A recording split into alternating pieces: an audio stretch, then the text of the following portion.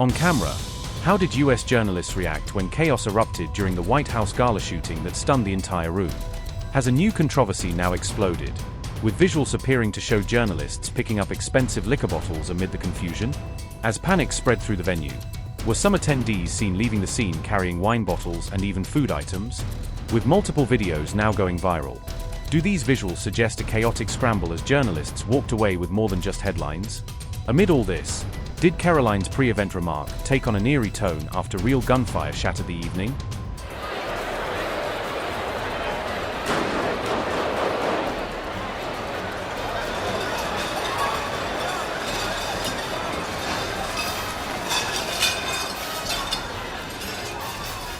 When she said there will be some shots fired tonight, was it meant as a joke that now feels unsettling in hindsight? Her comments ahead of the White House Correspondents Dinner have since sparked intense chatter across social media platforms. Karoline Leavitt said, and I quote, "He is ready to rumble, I will tell you. This speech tonight will be classic Donald J. Trump. It'll be funny, it'll be entertaining. There will be some shots fired tonight, so everyone should tune in. It's gonna be really great. I'm looking forward to hearing it." End quote. Meanwhile, Iranian media outlets have seized on the incident, mocking what they describe as spoilers before the Gala shooting unfolded. Despite the scare, Trump survived the brief assassination attempt and was swiftly moved to safety by security agencies. Even as investigators probed the motive behind the shooting, Trump struck a defiant tone in his address while the FBI continues its inquiry into the incident. Well, thank you very much.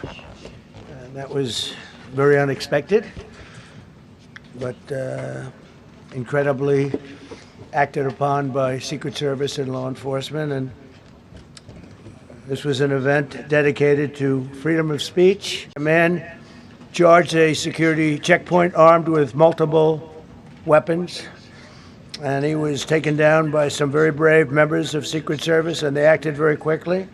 The man has been captured. They're going to his apartment. I guess he lives in California, and he's a sick person, a very sick person.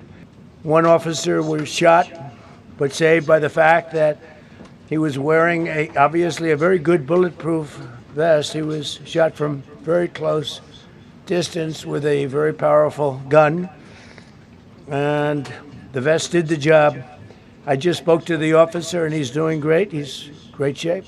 No, I mean, he was a guy who looked pretty evil when he was down. You know, they had him down. He was fighting hard. He was, in my opinion, a sick person. Who would do that but a sick person?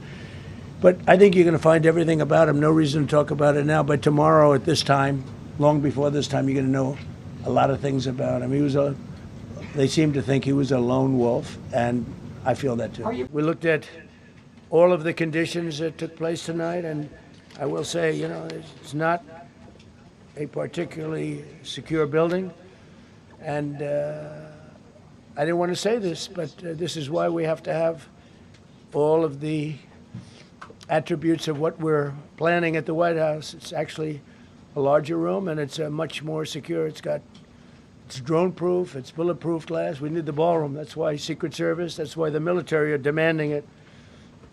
They've wanted the ballroom for 150 years for lots of different reasons, but today's a little bit different because today we need levels of security that probably nobody's ever seen before. But in light of this evening's events, I ask that all Americans recommit with their hearts in resolving our difference peacefully. We have to resolve our differences. I will say, you had Republicans, Democrats, independents, conservatives, liberals, and progressives.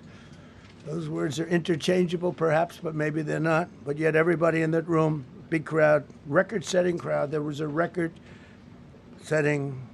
group of people, and there was a tremendous amount of love and coming together. I watched, and I was very, very impressed by that. President, I appreciate it. As you mentioned, it all happened so quickly, and I wonder, especially because unfortunately you have experience with these sorts of threats, in that moment when you realized there was a threat and service agents were telling us to get down, can you describe what was going through your mind, how you were feeling in that moment?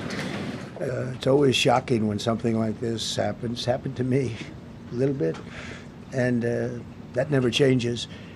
The fact, we were sitting right next to each other, the First Lady on my right, and I heard a noise and sort of thought it was a tray. I thought it was a tray going down. I've heard that many times, and it was a pretty loud noise. And it was from quite far away. He hadn't breached the area at all. They really got him. But so it was quite far away, but it was a gun. I was watching to see what was happening. Probably should have gone down even faster. Melania was very cognizant, I think, of what happened. I think she knew immediately what happened. She was saying, "That's a bad noise." And we were whisked away along with other people, but we were really whisked away.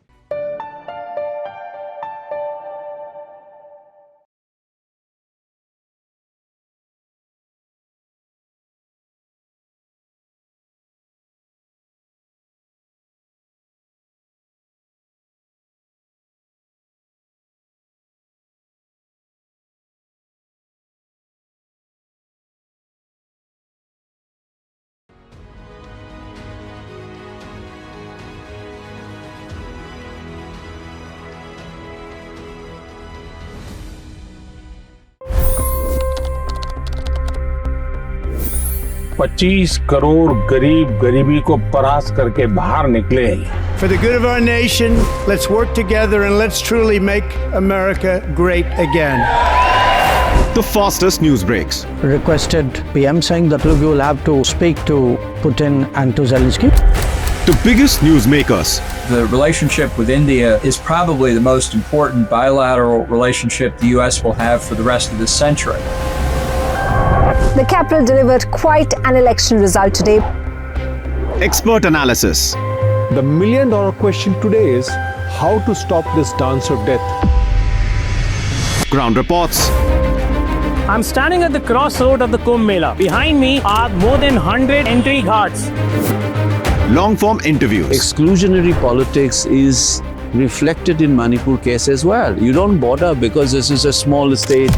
Deep dive into burning issues. It's often said DRC could be the richest country in the whole world. It's because of what sits underneath. Why exactly did the US topple the Sheikh Hasina government? HD videos. We don't just break news, we break it down.